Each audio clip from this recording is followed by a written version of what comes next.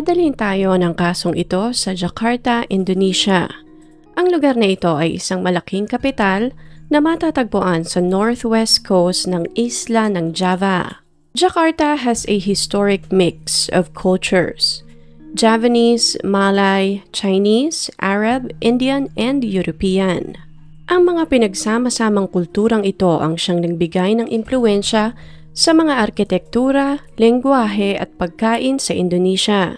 Ang Jakarta ang nagsilbing sentro ng Indonesian culture, political activity at global economic hub na talaga namang lumago ng mga nakalipas na taon.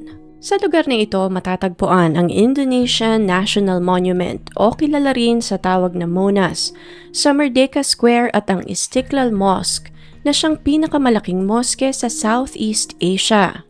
Sa lugar na ito nanirahan ang modelong si Manohara Odelia Pino. Si Manohara Odelia Pino ay pinanganak noong February 28, 1992 sa Jakarta.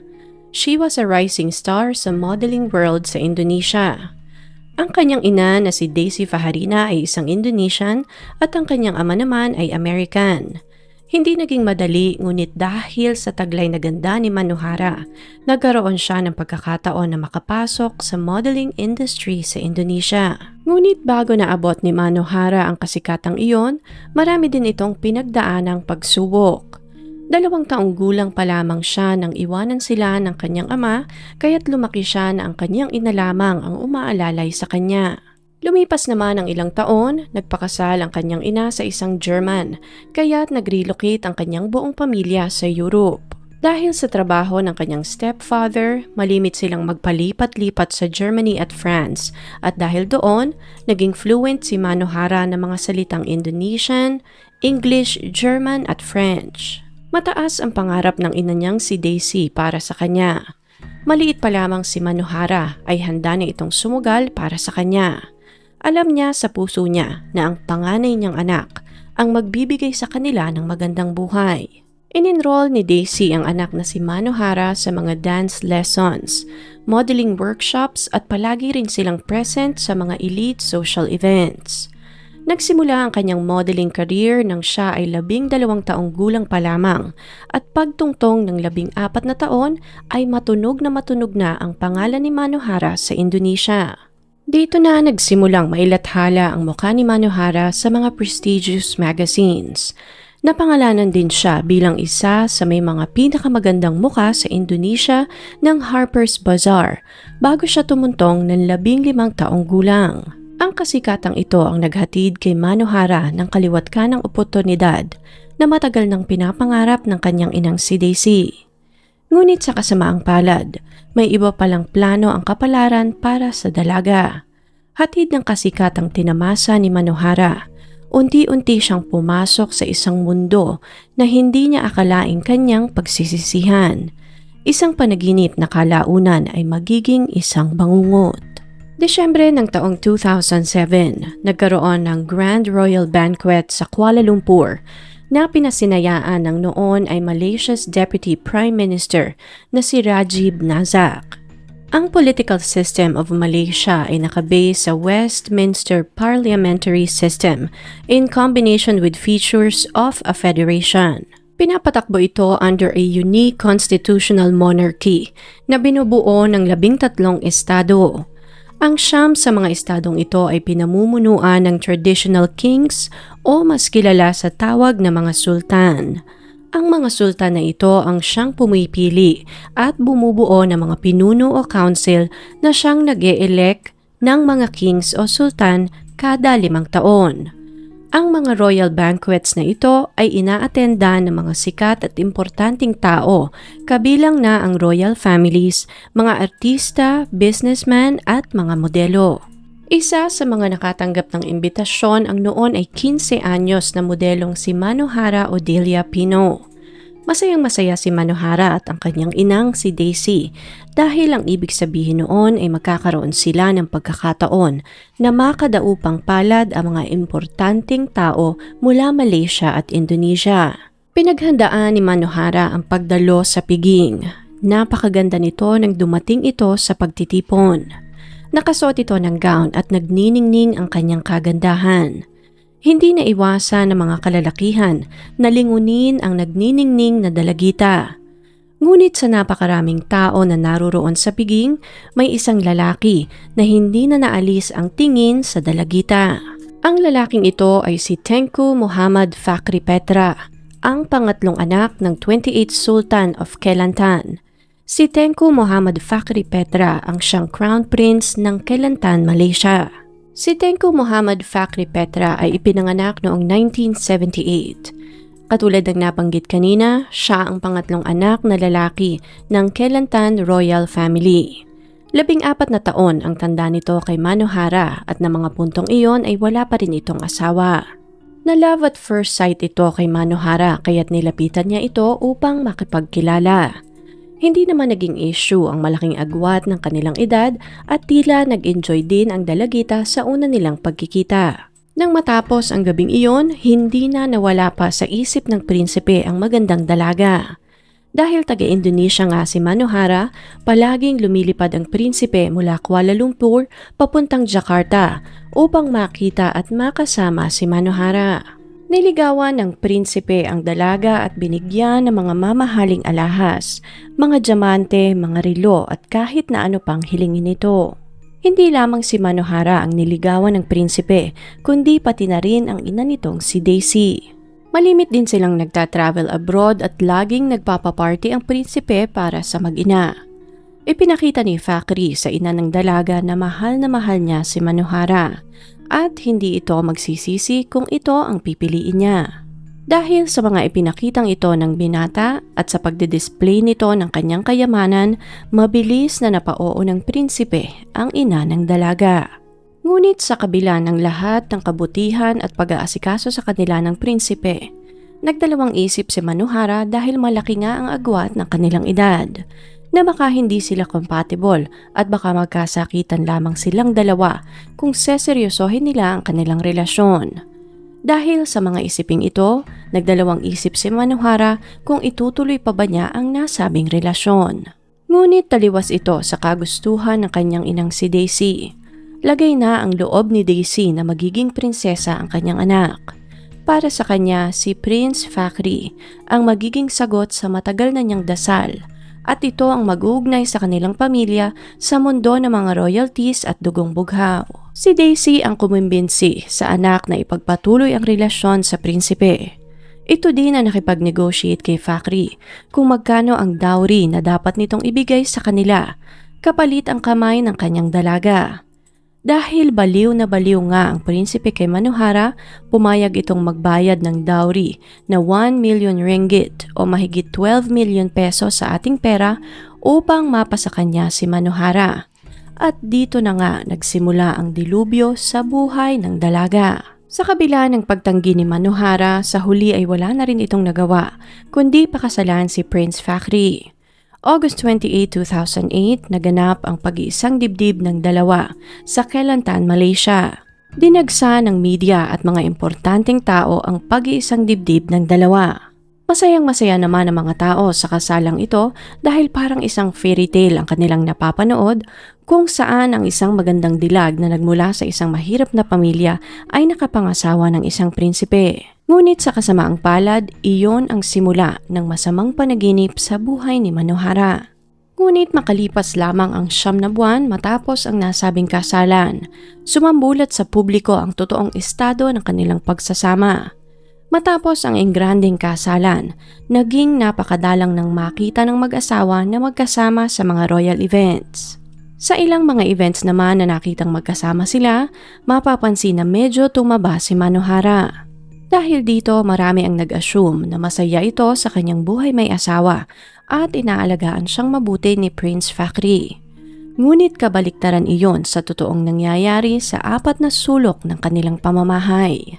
Mayo ng taong 2009 sa isang hotel sa Singapore, dito na isinagawa ni Manohara ang plano niyang pagtakas kay Prince Fakhri. Dahil mayroong dual citizenship si Manohara, nagawa niyang humingi ng proteksyon mula sa otoridad at embahada ng Singapore at US. Sa tulong ng gobyerno ng parehas na bansa, matagumpay na nakalaya si Manohara sa kanyang asawa at nakabalik ng Indonesia. Nangyari ang lahat ng ito nang sumailalim ang ama ni Prince Fakhry sa isang heart treatment sa Singapore. Nang mga panahong iyon, naka-check-in ang buong entourage ng Sultan sa prestihiyosong hotel na Royal Plaza sa Singapore. Sina Prince Fakhry naman ay nanatili sa 13th floor ng nasabing hotel. Bandang 9:00 ng gabi, sumakay ang mag-asawa kasama ang kanilang bodyguard sa elevator papunta sa isang private parking lot na tanging mga royalties lamang ang may access. Tumigil ang elevator sa 3rd floor ng hotel at dito na kinaladkad ng mga bodyguard si Manohara palabas ng elevator. Sinubukan ni Manohara na manglaban at sinabing nakarecord ang lahat sa CCTV ng elevator. Dahil doon, niluwagan ng mga bodyguards ang pagkakahawak kay Manohara at hinayaan nila itong makawala. Nang makawala, mabilis na pinindot ni Manohara ang emergency button sa elevator na siya namang tumawag ng pansin ng security ng hotel. Bago pa man umalis ng Malaysia, nakarating na ang impormasyon kay Daisy na lilipad ang kanyang anak at asawa papuntang Singapore, kaya't dali-dali itong nag-book ng flight upang ma-rescue ang anak. Nang araw na iyon, naghihintay na rin sa 1st floor ang nanay nitong si Daisy kasama ang mga pulis. Nadatna ng mga pulis na kinakaladkad ni Prince Fakhry si Manohara palabas ng elevator. Dito na tinutukan ng mga pulis ng baril ang prinsipe at inutusan nila itong pakawalan ang kanyang asawa. Hindi naman nakinig si Fakhry at nangatwiran na ang babaeng kinakaladkad niya ay ang kanyang asawa, kaya't may karapatan siyang turuan ito ng leksyon. Ngunit sumagot ang officer at sinabing sa kanilang bansa, sa Singapore, lahat ay may karapatan na maging malaya regardless sa kanilang status sa buhay. Kasal ka man o hindi, mahirap ka man o mayaman. Matapos ang maanghang na sagutan, sa huli ay binitawan din ni Prince Fakhry ang asawa. Ineskortan ng security team ang prinsipe pabalik ng kanyang kwarto habang si Manohara naman ay dinala nila sa ibang silid upang hindi na lumala pa ang tensyon sa pagitan ng mag-asawa. Nang makarating sa nasabing silid, dito na humagulhol na nagsusumbong si Manohara sa mga pulis. Ayon sa dating modelo ay minamaltrato siya ng kanyang asawa. Dahil sa napakahigpit na pamamalakad sa Malaysia, wala siyang naging pagkakataon na makawala sa sitwasyong iyon. Tanging ang pagkakataon na iyon na nasa Singapore sila ang kaisa-isa niyang pag-asa na makawala mula sa mga galamay ni Prince Fakhry. Habang nasa kabilang silid, palihim na inutusan ni Prince Fakhry ang kanyang mga bodyguards na turukan si Manohara ng pampatulog upang maitakas nila ito. Ngunit bago pa man nila maisagawa ang kanilang plano ay nabuking kaagad sila ng mga pulis. Kinalma ng security team si Manohara na walang makakapanakit sa kanya hanggat nasa kalupaan sila ng Singapore. Alam ni Manohara na magiging napakahirap ang prosesong pagdadaanan niya upang makawala sa pamilyang iyon, ngunit handa siyang sumugal kapalit ng kanyang kalayaan. Kung hindi niya iyon gagawin ay maaaring buhay niya ang maging kabayaran at maaaring hindi na niya makita pa ang kanyang mga mahal sa buhay. Sa tulong ng mga embassy ng Singapore, US at Indonesia, matagumpay na nakabalik si Manohara sa Jakarta. Sa tulong din ng kanyang dual citizenship, humingi siya ng asylum sa Singapore. Parang apoy, mabilis na kumalat ang balitang ito sa buong mundo na labis namang ikinagulat ng mga tao. Dahil sa skandal na iyon, nabahiran ang magandang reputasyon ng Kelantan royal family. Dito na rin nagkaroon ng mga usap-usapan kung ano nga ba ang totoong nangyayari sa loob ng palasyo ng royal family. Dahil din dito, nagkaroon ng intense diplomatic debate sa pagitan ng Malaysia, Indonesia at US. Sa pagbalik naman ni Manohara sa Indonesia, nagpatawag ito ng press conference upang ipahatid sa publiko ang kanyang istorya. Sa harap ng media, ikinuwento ni Manohara ang pinagdaanan niya sa kamay ng kanyang asawa. Ayon sa dating modelo, pinakasalan lamang siya ni Prince Fakhry upang gamitin at babuyin. Naging napakalaking issue sa kanilang pagsasama ang malaking agwat ng kanilang edad.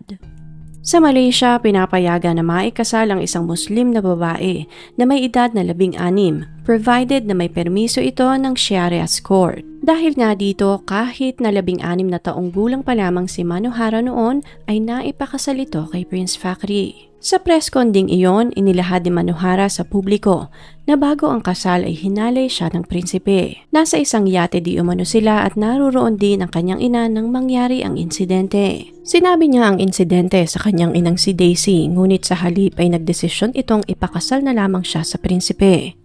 Katulad ng nabanggit kanina, ito ang nakipag-deal sa prinsipe kung magkano ang babayaran nitong dowry upang maangkin ang dalaga. Binaliwala ni Daisy ang sumbong na ito ng anak at sa halip ay ipinain si Manohara sa prinsipe upang makuha ang matagal na niyang pinapangarap. Ngunit sa isip ni Daisy, mas mabuting ganoon ang kanilang gawin dahil kung susuway sila sa gusto ng pamilyang iyon ay maaaring malagay sa peligro ang buhay ng kanilang buong pamilya. Alam nila kung gaano ka-influential ang pamilya ni na Prince Fakhry at hindi sila mahihirapan na burahin sila sa mundong ibabaw. Para din kay Daisy, ang pagpapakasal ni Manohara sa prinsipe ay isang once-in-a-lifetime opportunity na maghahatid sa kanilang pamilya ng tiyak na kasikatan at kayamanan. Naging sarado ang mga tenga ni Daisy sa mga sumbong ng kanyang anak.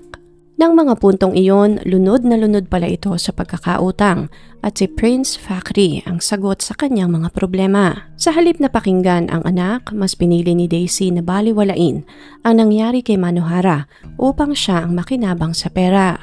Ang masakit pa doon, hindi lamang pisikal na pananakit ang naranasan ni Manohara sa kamay ng kanyang asawa. Parang pinagsakluban din siya ng langit at lupa dahil parang tinraidor din siya ng taong dapat sana'y magpoprotekta sa kanya. Sa loob ng pagsasamang iyon, kinontrol di umano ni Prince Fakhry ang kanyang buhay.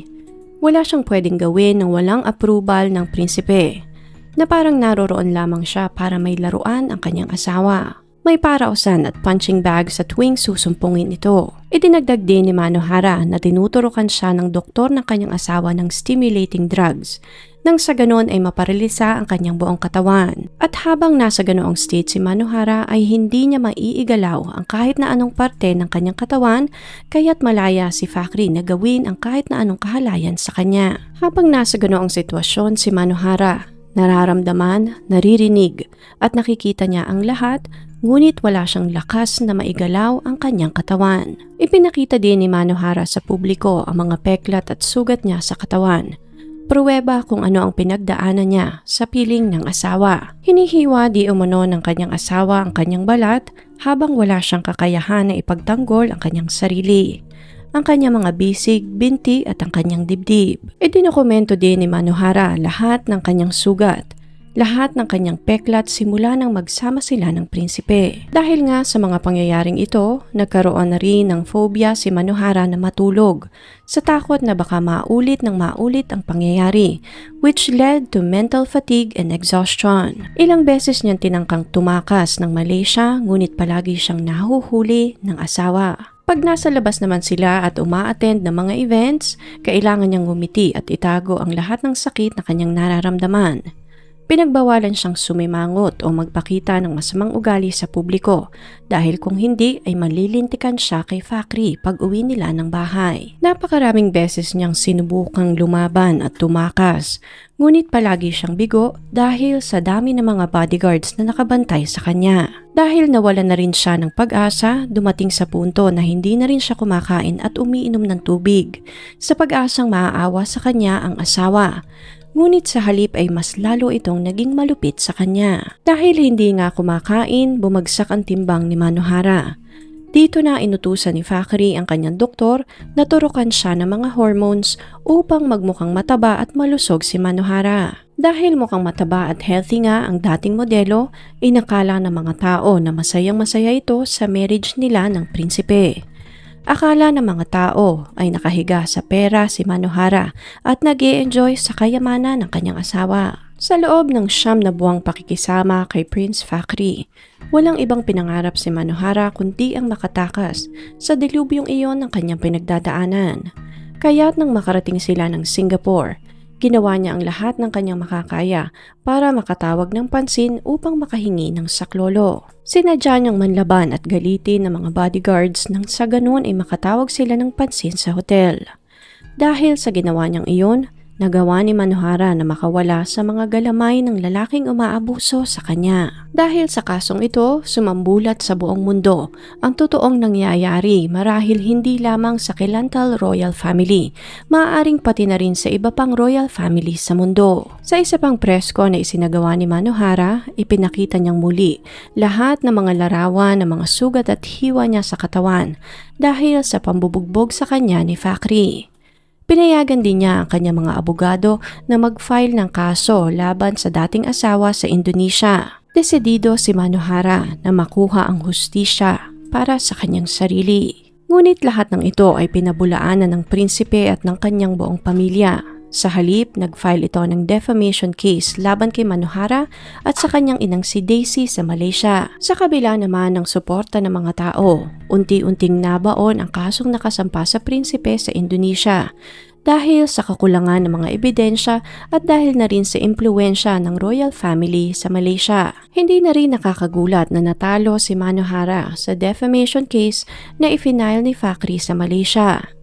Inutusan naman ng korte na magbayad si Manohara ng 1.2 ringgit sa pamilya ni Fakhry. Ngunit hindi ito sinunod ni Manohara. Sa halip, nag-file ito ng divorce at nagpahayag ng malinaw na mensahe na kailanman ay hindi na siya babalik pa ng Malaysia. Hinamon din ng dating modelo ang kampo ng dating asawa na harapin ang mga kasong nakasampa sa kanya sa Indonesia kung saan wala siyang masyadong koneksyon nang sa ganon ay maging patas ang laban na hindi naman pinaunlakan ng kabilang kampo. Sa kasamaang palad, hindi na panagot si Prince Fakhry sa nangyaring ito kay Manohara at nahati ang opinyon ng mga tao sa kaso. Marami ang kumampi sa dating modelo at ang iba naman ay sumalungat. Para sa iba, gawa-gawa lamang ni Manohara at ng pamilya niya ang lahat upang makahothot ng maraming pera mula sa pamilya ni Prince Fakhry. Kumalat din sa publiko na nakatanggap pala ng malaking halaga si Daisy mula sa prinsipe bago pa mangyari ang nasabing kasalan, kaya't kaliwat kanan din ang naging pangbabatiko sa kanilang pamilya, na isa silang gold digger at ang kaawa-awang prinsipe ang kanilang naging target. Ngunit sa huli, tanging ang dalawang kampo lamang ang nakakaalam ng katotohanan. Ngunit sa lahat ng nangyaring ito, maliwanag na si Manohara ay bumalik ng Indonesia na may takot sa dibdib dahil sa trauma na inabot niya sa Malaysia. Kinailangan niyang sumailalim sa maraming gamutan at therapy upang maibalik ang dating sigla at malinaw na pag-iisip. Sa pagdaan ng panahon, pinilit ni Manohara na maibalik ang dating sigla sa kanyang buhay. Sa kasalukuyan, ipinagpatuloy ni Manohara ang kanyang modeling career. Pinasok niya din ang pag-arte at ginawa niya ang lahat upang maibalik ang dating kinang sa Indonesia. Tumanggap din siya ng kaliwat-kanang offer sa pelikula, kabilang narito ang Logu End, Aku Cinta Kamu, Me and You versus the World, and EL. Sa kabila ng lahat ng nangyari sa kanyang buhay, nanatiling isang prominenteng pangalan ang Manohara sa Indonesia. Naging active din siya sa mga proyekto na siyang nagsusulong sa wildlife conservation at iba pang mga humanitarian activities. Namuhay siya ng simple at napakadalang na ring umattend sa mga events kung saan naroroon ang mga sikat at kilalang tao sa industriya. Ngayon, si Manohara ang siyang nabansagang The Runaway Princess ng Indonesia. Kung inyo pong nagustuhan ang kasong ito, please leave a comment and consider subscribing.